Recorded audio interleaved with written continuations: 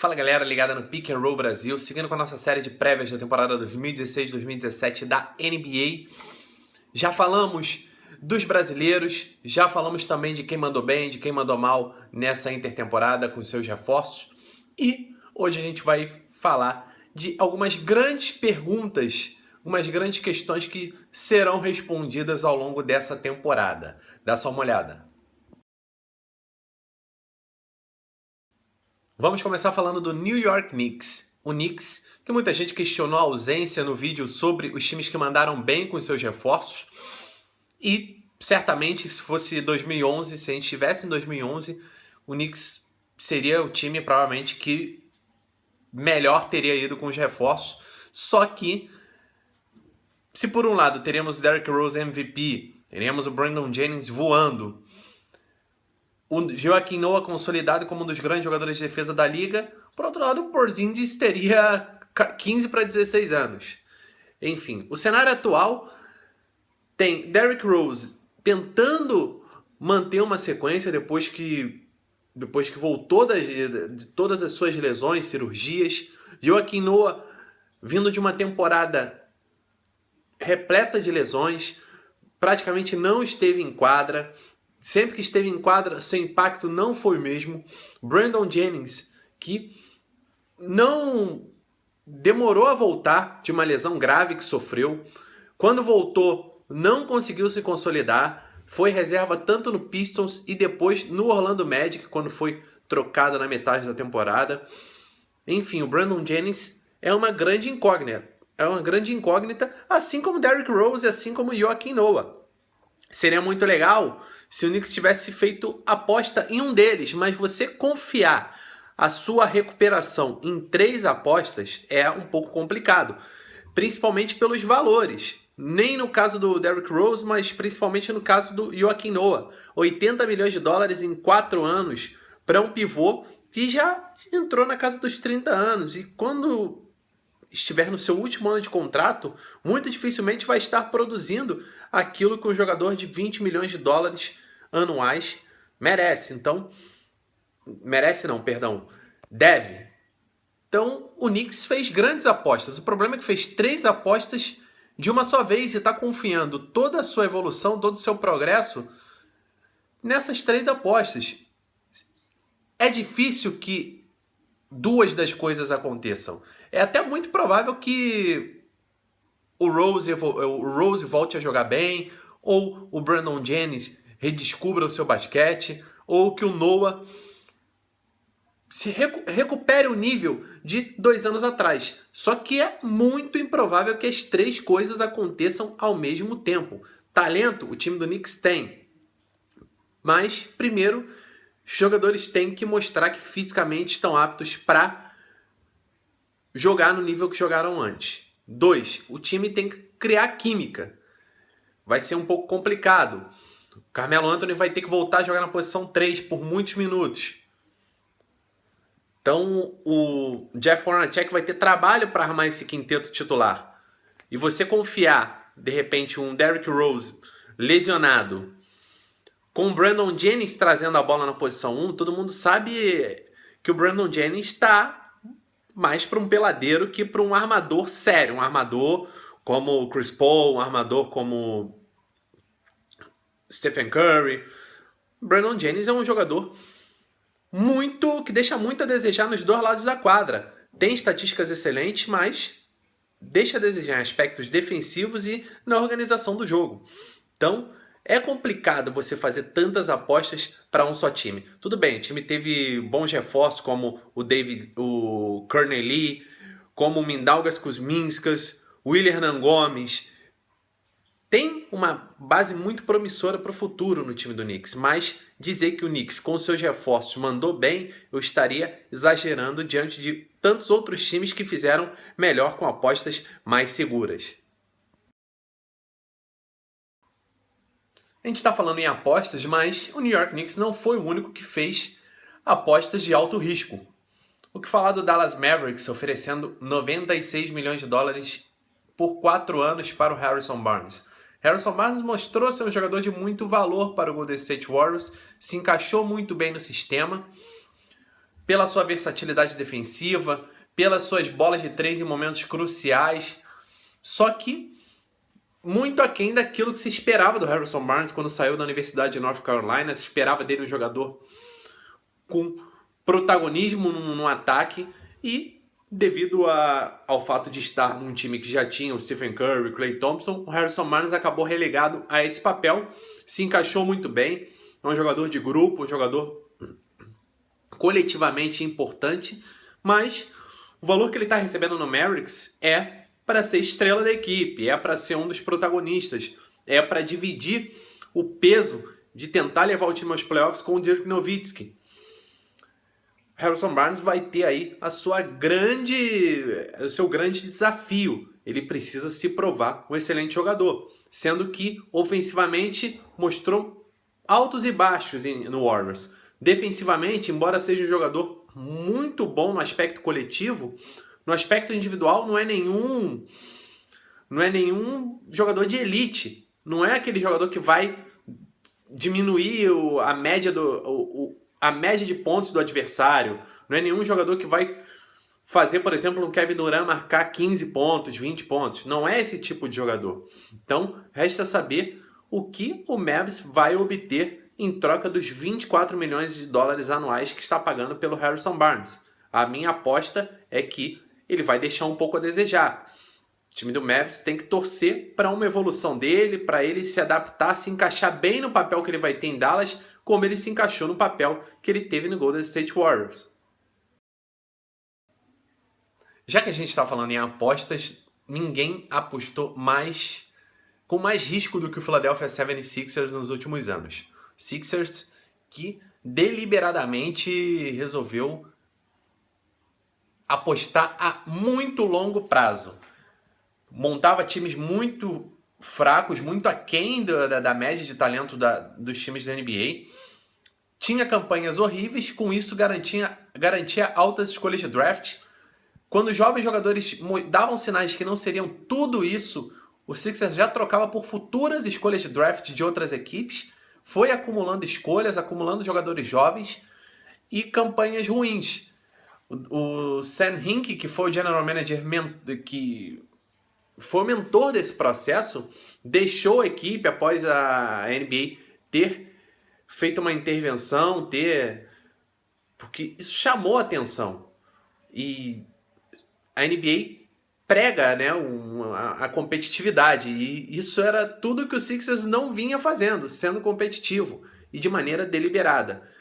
E agora tudo isso está começando a ter seu resultado, esse processo, the process, como isso era chamado nos Estados Unidos. Time com Joel Embiid, que foi escolhido já há 2 temporadas, prestes a estrear. O Dario Saric, também, que já tinha sido escolhido no draft. E agora vem do basquete europeu. Um grande jogador, um dos protagonistas da seleção croata que esteve nos Jogos Olímpicos. O Jahlil Okafor e o Nerlens Noel. Ainda não se sabe qual dos dois, se algum deles vai ficar para a próxima temporada. Mas qualquer um deles que fique tem muita coisa a oferecer. O Noel na defesa, o Okafor no ataque. E Ben Simmons, primeira escolha nesse draft. Um grande talento. Muita gente comparando Ben Simmons até mesmo com o LeBron James. Tem muita versatilidade. Está a um arremesso mais ou menos consistente de ser muito dominante. Isso fora as contratações feitas pelo Philadelphia 76ers. O time foi atrás de jogadores que estavam na Europa. Trouxe, por exemplo, o Sérgio Rodrigues de volta à NBA. Excelente armador. O time contratou bem. Está buscando ser mais competitivo. E aí fica a pergunta. É agora a hora que o Sixers vai juntar todos esses talentos em busca de uma vaga nos playoffs? A minha opinião é que sim.